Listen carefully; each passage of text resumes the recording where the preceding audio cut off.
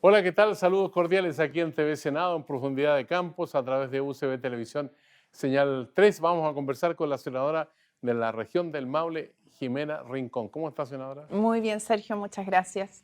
Bueno, la región del Maule también está reclamando lluvia, ¿no? Por estos días. Sí, yo creo que el país en general reclama lluvia y uno puede ver con las conversaciones con otros colegas o con lo que a uno le ha tocado ver en el terreno que efectivamente el cambio climático es una realidad. En Magallanes, por ejemplo, en esta fecha había nieve, hoy día hay lluvia, como si estuviéramos en Valdivia. Crece el pasto, cosa que en el verano, cosas que no ocurrían antes. Y esto es algo que tenemos que tomar conciencia que llegó, que es realidad y que nos hace enfrentar las discusiones regulatorias y digamos, de proyección hacia adelante desde el punto de vista no solo del recurso hídrico, sino que de la sostenibilidad en general de una manera que debiera ser distinta. Y siento que nos vamos quedando atrás, pese a que hemos visto otros países que han enfrentado crisis desde el punto de vista de sequía, de falta de recursos, y nosotros parece que nos ponemos un antifaz y no lo vemos. Ahora, aquí hay un problema que es bien, al principio se ve como divertido, pero en el trasfondo es muy dramático. El caso de Donald Trump, por ejemplo, que él no cree en el cambio climático y sin embargo en pleno verano se inundó el subterráneo de la Casa Blanca. Aquí en Chile se va a hacer la COP25 a fin de año y el gobierno del presidente Piñera todavía no suscribe el convenio de Escazú. ¿Cómo se resuelven todas estas contradicciones aparentemente? A eso me refiero cuando digo que nosotros nos ponemos un antifaz, una antiojera, y no somos capaces de advertir lo que otros países ya han vivido con anterioridad a nosotros y lo han enfrentado de manera muy decidida. O los ejemplos que tú das, ¿no es cierto? Por un lado el tema de Escazú o por otro lado el tema de Donald Trump, que lo niega clara y categóricamente y la verdad es que lo está viviendo en su propio hogar, entre comillas. Lo hemos visto en otros países, por cierto, donde todos los niveles de ríos, de agua, de caudales cambian y han cambiado producto de este cambio climático que tiene que ver con el calentamiento de nuestro planeta. Si nosotros, que somos los habitantes del planeta Tierra, que somos los depositarios de su resguardo, no entendemos que tenemos una responsabilidad, la verdad es que estamos al final hipotecando a nuestros hijos y nuestros nietos. Eh, si Chile además se ofrece para ser el anfitrión de la COP25, la verdad es que debiera estar ya haciendo propuestas, no solo que lo obliguen a él como Estado anfitrión, sino que además marque pauta hacia adelante. Somos pioneros en tantas cosas. ¿Por qué no también plantearnos un desafío desde el sur del mundo, desde este pedacito, esta franja de tierra que desafíen al mundo entero? Cuando este programa de profundidad de campo se vea a través de la televisión, el canal del Senado y UCB Televisión, señal 3, habrán pasado ya unos cuantos días desde que se produjo el capítulo, ese en Osorno que tuvo a muchas personas sin agua potable. Entonces uno se pregunta, bueno, eh, ¿quién asegura que en otras regiones del país no pueda ocurrir el mismo fenómeno? ¿Hay protocolos, no hay protocolos que permitan garantizar que el líquido de elementos esté puro, esté disponible para el consumo humano? La verdad es que con los antecedentes que uno tiene, no podríamos asegurar aquello. Y no lo podríamos asegurar porque en el caso de Osorno en particular, y hablé con el alcalde Bertín, Jaime Bertín, gran alcalde, electo con amplias mayorías, reelecto con amplias mayorías, uno ve que la municipalidad de Osorno ha tenido que responder frente a esta crisis que es sanitaria desde todo punto de vista y enfrentar el abastecer a 48.000 viviendas del vital elemento. Son más de Eh, 200.000 personas. Efectivamente, que no tienen agua para consumo ni para otras necesidades. Lo ha tenido que hacer además de manera muy artesanal. ¿Por qué? Porque el alcalde pidió que se declarara estado de catástrofes para poder operar los recursos públicos de manera mucho más expedita y no se le otorgó. Yo esto se lo hice saber al ministro del Interior. Entonces uno dice, claramente, en este caso en particular queda en evidencia que no hay ninguna medida de contención, ninguna medida preparativa, ninguna medida de inversión para evitar que esto pase. Y cuando pasa, no hay desde el punto de vista de la empresa sanitaria una reacción oportuna. Tiene que asumirlo el municipio. Y uno dice, wow, preguntémonos entonces si esto tiene que seguir en manos privadas, si los privados no son capaces de responder a una situación como esta y lo tiene que asumir la autoridad pública, en este caso el gobierno comunal y local. Creo que las preguntas están hechas, yo espero que se desarrolle, lo estamos pidiendo, ya solicitud mía, una sesión especial para ver esto. ¿Por qué? Porque frente a lo que ha ocurrido en Osorno, nos podemos ver en situaciones parecidas en otros lados.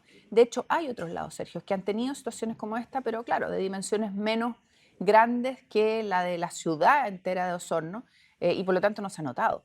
Pero creo que tanto las comunidades pequeñas como las grandes capitales requieren de medidas para poder enfrentar una situación como esta, que puede ocurrir, porque uno nunca sabe, ¿no es cierto?, si cuando tuvimos el terremoto, ¿no es cierto?, Así es. si hay situaciones de catástrofe o de fuerza mayor que lo provoquen, pero tener la forma de responder inmediatamente para poder reponer o sustituir un elemento tan vital como es el agua.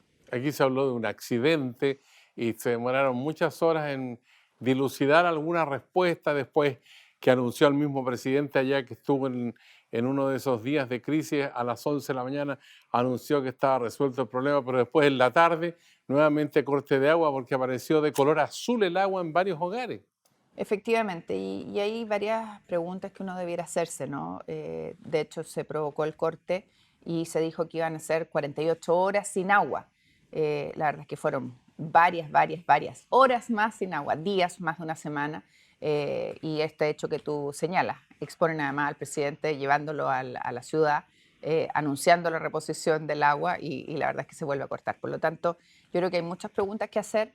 Esperamos que hayan respuestas a esto y si no hay respuestas, bueno, trazar un plan donde la Superintendencia de Servicios Sanitarios esté, ¿no es cierto?, ejerciendo su rol y donde las empresas cumplan con el contrato que al final tienen con todos los habitantes del territorio donde prestan el servicio. Y ahí cosas que salieron, me acuerdo, en la discusión de el terremoto el año 2010, donde viven los presidentes y los gerentes generales de estas compañías. Porque yo entiendo que una multinacional, claro, puede estar la cabeza en Magallanes, en Arica, en Santiago, pero en una empresa local uno dice, bueno, ¿dónde está el gerente general? ¿Dónde está su presidente? ¿Qué están haciendo? ¿Dónde están las mangas arremangadas resolviendo el problema para la ciudadanía? Bueno, entre las muchas preocupaciones, yo estaba mirando que en la agenda informativa figura nuevamente el Sename, ¿no? Un problema que se viene discutiendo hace mucho rato, pero surgen datos que son bien graves por la Policía de Investigaciones, que habla que el 88% de las residencias registran abuso físico, sexual y maltrato. 59% de los abusos fueron cometidos por trabajadores. O sea, personas que están en las instituciones, que están a cargo de estos menores, son los que cometen muchos de esos abusos, casi un 60%. Efectivamente, la verdad es que hay varias cosas que es necesario abordar. Creo que este informe que entrega la PDI en esta oportunidad da cuenta de lo dramático que es el dato y la constatación nuevamente de la violación de los derechos humanos de los menores. La cifra, hay un reporte largo y que constata la PDI, son de verdad espeluznantes. Primero, hay denuncias no realizadas por parte de quienes estaban a cargo de los niños. Quizás decir, para que todos los televidentes nos entiendan, en el caso de los niños vulnerados, los niños que están en hogares, ya sea directos o indirectos, administrados directamente por el Estado o a través de administradores, eh, hay un deber del Estado, del país, de hacerse cargo de esos niños, de responsabilidad respecto de esos niños. Entonces, cuando uno constata en el informe de la PDI, piensen ustedes que el informe de Naciones Unidas, que ya lo habíamos vivido el año pasado, Claro. no visitó todos los hogares. En el caso de la PDI, consideró 240 residencias de 241. O sea, podemos decir que el 100% de las Correcto. residencias fueron visitadas por la PDI a través de un equipo especializado, que es la Fuerza de Tarea Sename de la PDI, que se encarga, ¿no es cierto?, de este rol. Estos 240 hogares, estamos hablando de más de 6.000 niños en residencias o hogares. ¿Y qué cosas se constata por parte de la PDI, Sergio? Primero, que hay denuncias no realizadas, que al menos 88 residencias se denunciaron menos abusos de los que efectivamente se habían producido. Vale decir, ante la existencia de una situación de abuso, no se hizo la denuncia respectiva. Segundo, que hay abusos y vulneraciones en el 100% de los centros, o sea que no está ninguno exento de este tipo de situaciones. ¿De qué tipo? Maltrato por parte de adultos, 127 episodios, estamos hablando de más, casi un 30%. 105 en centros de internación provisoria y en centros de internación de régimen cerrado. En 105 episodios del CREAD, vale decir, los centros de reparación especializada de administración directa. 137 casos en los hogares de organismos colaboradores que atienden a adolescentes que pertenecen al área de protección. Que hay agresiones entre los mismos internos, 79,7% de situaciones de ese tipo. Que hay maltratos cometidos por los mismos trabajadores encargados de cuidar a estos niños, más de un 50%, casi un 60%. Que en el 50% de los hogares se constatan abusos sexuales, Sergio, abusos sexuales. 123 cometidos por adultos, 187 cometidos por otros menores. Que hay, dentro de las conclusiones del informe de la PDI, se señala que hay normalización de las conductas. ¿Qué significa esto? Que ya es normal, que ya es parte del día a día, que no es algo extraño. Mira qué brutal lo que dice este informe, que dice que hay en muchos de los centros que hay ausencia de niños, niñas y adolescentes en los centros, 250 niños o adolescentes de 68 centros que desaparecieron y no se hizo nada. Yo no sé si tú recuerdas este reportaje que se hizo en televisión, donde hablaban incluso ministros de corte, que decían que los niños desaparecían, no se daba la orden y después se iba y se pedía al Estado un niño más porque estaba liberado el cupo y nadie se preguntaba, bueno, pero ¿qué pasó con ese cupo? ¿Se dio en adopción el niño? ¿Murió el niño? ¿Dónde está el niño? Nadie lo preguntaba. Entonces algo como normal. Yeah. Que hay ausencia e incumplimiento de protocolos. Vale decir, o no existen los protocolos o simplemente no se cumplen. Y eso Hagamos una pausa, senadora. en altos porcentajes. Hagamos una pausa para seguir conversando de esto aquí en Profundidad de Campos, en el canal del Senado, junto con UCB Televisión, Señal 3. Volvemos.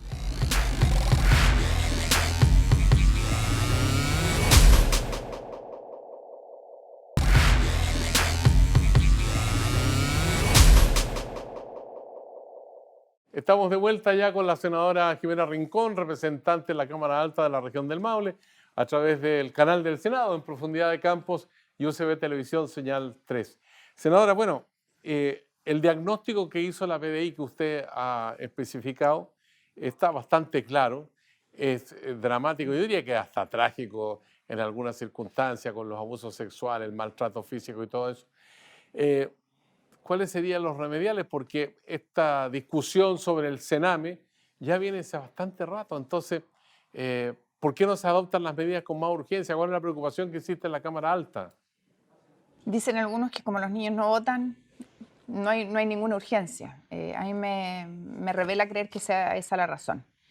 Cuando el fiscal regional de Los Lagos, Emil Fork, hizo su investigación donde determinó que había 40 menores que estaban en riesgo, no sé si tú lo recuerdas, Sí. Ese informe se mandó inmediatamente a ministerios, a organismos, a reparticiones. Nosotros, de hecho, preguntamos por estos casos y un porcentaje importante estaba en el Maule, los visitamos. Hoy día el informe de la PDI parece que es como una papa caliente y nadie la quiere asumir y no se manda a ningún lado.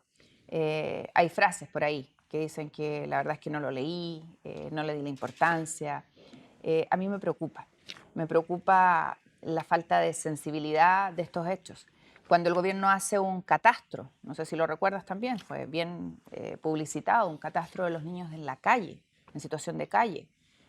Lo hace innominado, no se preocupa de los niños que pilló en la calle ni toma medidas. Concluye después que va a tomar medidas en algunas regiones, o sea, además de que los niños están vulnerados, son discriminados, no hay soluciones para todos.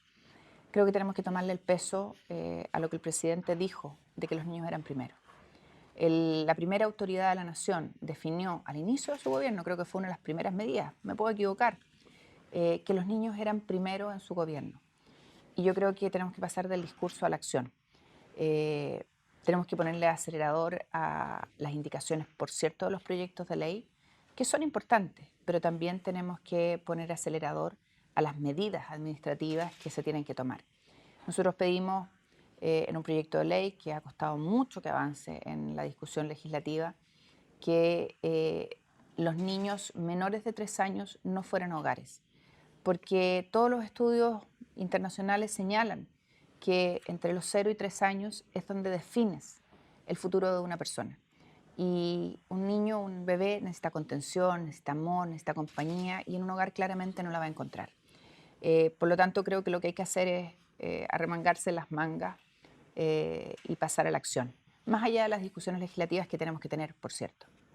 Senadora, aparte de esta preocupación por los niños, que esperamos que en este 2019 tengamos un panorama distinto para enfrentar el 2020, pues son muchos los niños afectados. Pero en la otra punta de la edad cronológica está la preocupación por las pensiones. Hay un dato que yo lo encontré terrible, que todos los millennials, o sea, aquellos chiquillos que hoy día tienen 20, 21 años, 25, que se están incorporando a la vida del trabajo, cuando jubilen van a recibir la mitad de la jubilación que reciben hoy día los que están ya pensionados. ¿Es tan así, tan brutal el cuadro? Bueno, si solo nos concentramos en discutir el 4% y quién va a administrarlo y no nos hacemos cargo de las otras variables que hay que modificar, seguro que va a pasar eso porque de acuerdo a los datos con los que se calculan las pensiones, la gente hoy día vive, según los datos, no es la realidad, hasta los 110 años. Los millennials, si seguimos con estas estimaciones, van a vivir hasta los 130, por lo tanto lo que ahorren no les va a alcanzar ni siquiera para la mitad Se de van a lo que aburrir de se... vivir y además con una pensión miserable. Además, entonces tenemos que abordar la otra discusión, la otra parte de la discusión, que tiene que ver con cómo calculamos las pensiones, cómo se estima la tasa de interés o el recálculo de las pensiones. Tenemos que abordar la discusión de que no puede ser que la administradora de fondos de pensiones, que tiene un giro único, que es administrar las pensiones, sea de una compañía de seguro, donde hay claramente conflicto de interés. Y hoy día eso es lo que pasa con 5 de las 7 AFP. Y obviamente se empiezan a acercar los cálculos, las estimaciones del retiro programado versus renta vitalicia. Y las compañías de seguro lo que quieren es tener clientes en renta vitalicia. Y a las AFP les da lo mismo porque sus dueñas son las compañías de seguro. Tenemos que discutir cuánto vive hoy día una persona. Los datos reales señalan que nuestros pensionados viven hasta los 85 años, en un 97% de los casos. Eso significa que estamos financiando a un 3% con el aporte del 97% y les estamos bajando la pensión al 97% de las personas. Lo más lógico sería tener un seguro de envejecimiento o un seguro de la cuarta edad, como lo llaman algunos, de tal manera que acercar la edad de vida, mejorar inmediatamente las pensiones con los fondos que ha ahorrado ese trabajador y a ese 3%, 4% que vive más, lo financiamos solidariamente entre todos. Que discutamos de seguridad social, Sergio, si lo que tenemos en Chile no es seguridad social y que empecemos a transparentar las discusiones. Cuánto se tiene que pagar por comisión de intermediación, de dónde tiene que salir esa comisión de intermediación, no de los fondos de los trabajadores, sino que de quien administra. En fin, creo que hay muchas discusiones encima, que debieran estar encima de la mesa, que no están encima de la mesa. Y además que entremos al texto del mensaje del proyecto que mandó el presidente Piñera, porque dice cosas que a mí me sorprende que no se discutan. Por ejemplo, que las pensiones van a ser mejor de aquí a 40 años más. Eso dice el proyecto, con este proyecto. O que tienen que seguir a cargo de la educación provisional los mismos que recaudan y que administran. ¿Por qué? ¿Cuándo se ha visto eso? La educación provisional la hará el gobierno, la harán los entes públicos, pero no la tiene por qué hacer quien administra. En fin, creo que hay un montón de cosas que tenemos que discutir y que de repente pasan muy rápido en el análisis legislativo y ese análisis rápido, en esa votación rápida, al final la consecuencia es que de aquí a 10, 15, 20 años vamos a tener pensiones no muy distintas a las que tenemos hoy. Ahora, cuando usted dice que la proyección de la pensión a los 110 años, yo me espanto porque por lo menos yo no tengo ningún conocido que viva a 110. Nicanor Parra se murió a 101, iba camino a los 102. Que Pero uno es una excepción, es una además. excepción, pero al mismo tiempo se ha anunciado que las pensiones van a disminuir en 5% para los hombres y en 7% para las mujeres. Entonces uno dice, bueno, pero ¿de qué estamos hablando? Si se quiere cambiar el sistema de pensiones para mejorar las pensiones y tenemos todos estos datos ahí sobre la mesa, ¿cómo se hace ese cambio y cuándo va a ocurrir? Porque como el gobierno se ha centrado y los parlamentarios, los diputados se han centrado en discutir algo que creo que es importante, sin lugar a duda, que es el 4% adicional y quién lo administra, no hemos entrado a la discusión de qué ha pasado hoy día con este 10%. Cómo se calculan las pensiones, cuáles estimaciones se hacen, cuáles son las variables que están encima de la mesa para calcularlas, el tema de la tabla de mortalidad o edad, expectativa de vida es una de ellas, simplemente la definición administrativa de la autoridad que hace un recálculo de las tasas de interés y en el último que ocurrió ahora el 10 de julio, rebaja las pensiones de nuestros pensionados. Derechamente las rebaja, porque los titulares dirán lo que quieran respecto de que solo se le rebajó el 33%, eso es falso. Se rebajó todo el mundo, solo que en algunos hubo un efecto y en otros no. ¿Por qué? Simple. Porque a los que no se les rebajó o no sintieron la rebaja, el Estado tuvo que meterse la mano en el bolsillo y suplementar con el aporte previsional solidario, el APS. Pero eso significa, Sergio, que el Estado tuvo que poner plata, que está en el fondo para ese fin, pero que no le va a alcanzar de aquí a fin de año. ¿Y qué cosas vamos a dejar de hacer? ¿Cuántas atenciones menos en salud? ¿Cuántos hospitales menos? ¿Cuántos consultorios menos? ¿Cuántas becas menos de estudio? ¿Por qué? Porque hay que financiar esto que se provocó por una decisión administrativa. Y se dice que a algunos tampoco les afectó porque fue tan bueno el resultado del fondo que evitó la baja. Pero si no hubiese habido baja administrativa, su aumento hubiese sido mayor. Y no como fue, que fue ahí nomás porque tuvo que compensar. O sea, tenemos un problema que la autoridad administrativa está bajando por una decisión de escritorio las pensiones de nuestros pensionados. ¿Cuál es la explicación? Y lo dijo el propio superintendente, es que hay que evitar que sean tan distintas las rentas vitalicias del retiro programado. ¿Por qué hay que evitar eso? ¿Cuál es el sentido de fondo? Que las compañías de seguros se puedan llevar a los cotizantes en su decisión. ¿Por qué? ¿Por qué va a ser bueno eso? Ahora, hay mucho argumento que dice que las pensiones son bajas porque la gente tiene muchas lagunas o porque deciden no cotizar, etcétera, etcétera. Pero yo conozco el caso, por ejemplo, de profesores que estaban recibiendo una remuneración de alrededor de 1.200.000 pesos y jubilan con 300.000 pesos. Y esos profesores que yo conozco trabajaron Toda 40 la años vida seguidos, toda la vida. y no hay ninguna laguna. No hay laguna. Así es. O casos como el que yo conozco y que probablemente si les empiezan a preguntar a sus amigos también existirán por ahí, que están cerca de la edad de pensionarse y van a su AFP y le dicen, por favor, dígame cuánto sería mi pensión si me jubilo ahora. Y la AFP le hace los estudios y le dice su pensión sería de X. Y van al año siguiente, un año más de cotización, menos vida porque tienen un año más, ¿no es cierto? Más plata ahorrada y la pensión es más baja, con la misma, más cantidad y menos años. Entonces, la verdad es que yo creo que tenemos que poner los temas encima de la mesa. Los economistas son expertos en descalificar a los que no somos economistas, pero los datos son los datos y los números son los números. Y eso no se pueden desvirtuar. Ahora, yo hice una consulta la otra vez porque me hicieron la consulta a mí y fui directamente a preguntar a una AFP.